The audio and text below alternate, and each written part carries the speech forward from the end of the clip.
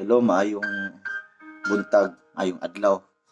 Kanatong tanan kininosab inyong ubos nga alagad, Pastor Dudes Howjan. Welcome sa God's Mission TV. Kalipay ko na mag-aambit na usab kanimo igsoon sa gugma sa Ginoo. Nini oras sa magatudlo ko kaninyo makaigsunan mahitungod sa gitawag og healing or kaayuhan, divine healing. Siguro doon ay mga tao nga di mo tog milagro. Pero ikaw karon nga naminaw mo tuog kag milagro, mao na imong oras sa milagro karon. Kung pipila sa inyo mga pamilya karon nga nagihambing sa balatian, pwede nimo na i-share nga video.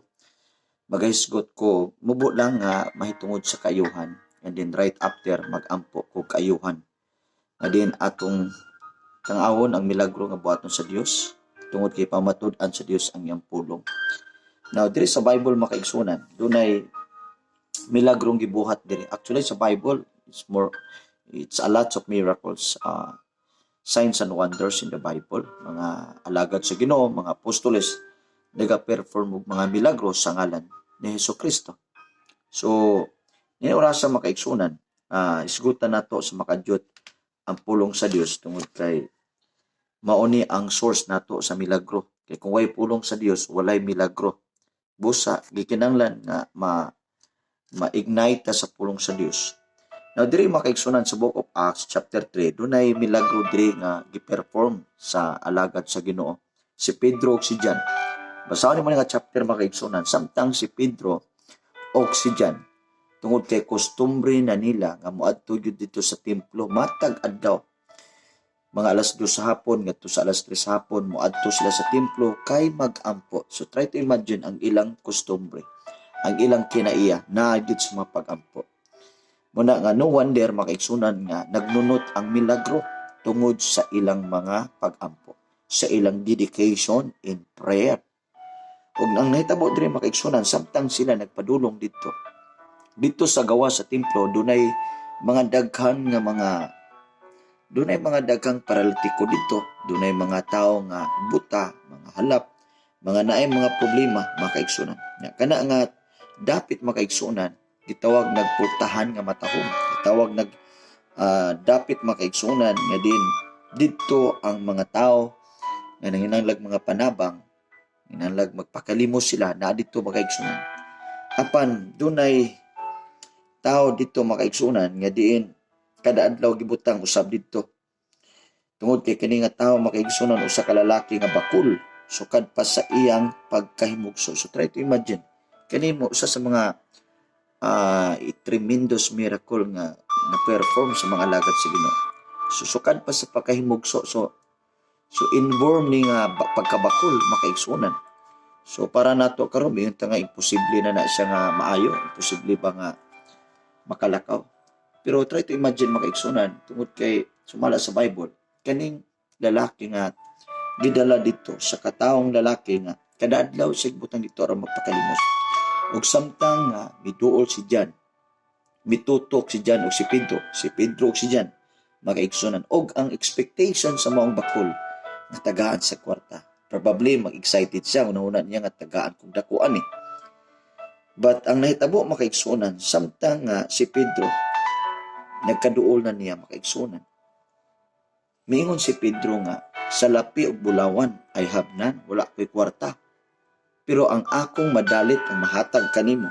Nabasahon na ito na makaigsunan. Sa verse 6, apan si Pedro miingon kanya, ako walay sa lapi ug bulawan.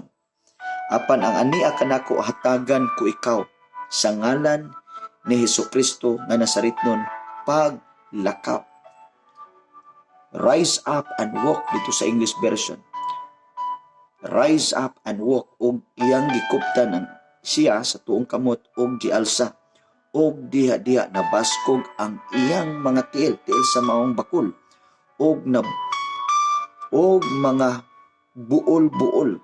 Og sa pag-ampo pa niya siya nakatindog og nakalakaw. Og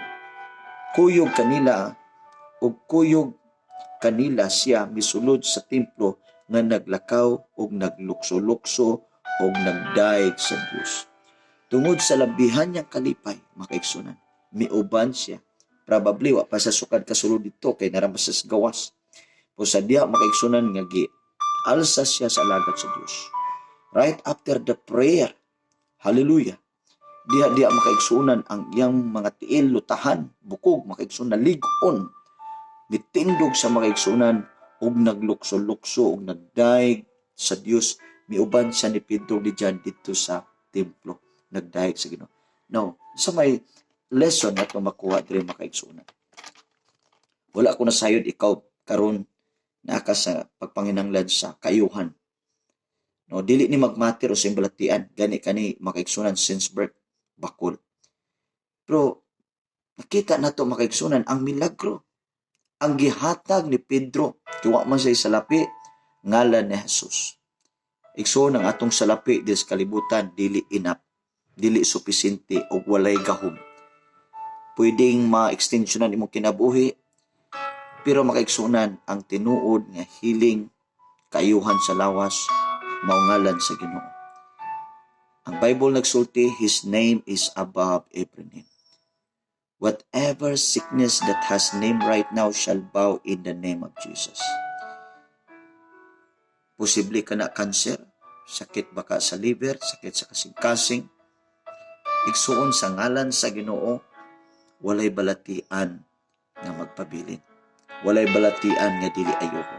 Walay balatian nga dili papason sa Ginoo. Makaigsuunan, usa sa mga butang diri nga nahitabo. Ang mga tao makaigsuunan, wala siya magdahom nga maayuhon siya. Ang iyang gitinguha gikan sa alagad sa Dios nga matagaan sa kwarta. Pero ang gihatag sa alagad sa Dios labaw pa siyang gipangandoy. Na makaigsuunan, nahimo ang milagro unang-una tungod sa mga alagad sa Dios, sa ilang dedication. They are full of anointing. They are filled with the Holy Spirit. Na usa ka butang nga factor nga kinanglan nimo, hinanglan kag mga alagad sa Dios nga magampo nimo. Mituo ka ba sa mga alagad sa Dios? Midawat ba ka sa mga mensahe? Sa mga pag-ampo, mituo ba ka? Makaigsuunan, ang kaayuhan nimo nagdepende usab kini kanimo sa imong expectation. Ang expectation sa mga tao makadawat lag kwarta. Tungod kay mao may ang naandan nga nagpakilimos. Pero ang gihatag sa alagad sa Ginoo mao ngalan ni Jesucristo. Og diha-diha makaigsunan naayo ang maong bakol.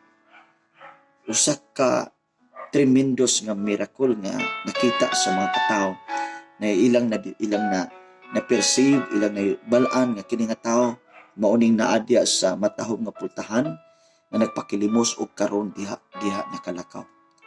Makaigsunan, ako makasulti nimo, ako magaingon kanimo nga ang milagro ni Jesus available hantod karon. The Bible says that Jesus is the same yesterday, today, and forever. Mituo ka bag milagro? Wala ko kabalo sa milagro imong gusto. Pero ang alagad sa Dios ngayang pagagamiton, mo'y mahimong bridge sa imong milagro. Mituo ka ba sa imong milagro? Karong orasa, mao ang imong milagro. Na kung gusto kag milagro karon makaigsunan, o ako kabalo sa imong pangandoy, o kabalo sa imong gustong may tabo sa kinabuhi, maghimo kog pag-ampo nimo. Pwede nimo itapyon imong kamot sa imong cellphone, dawatan ni nga pag-ampo diya sa pagtuo. And I would tell you, you will rise up and walk. Whatever things that you want in your life right now, God is going to fulfill it. God is going to answer it right now.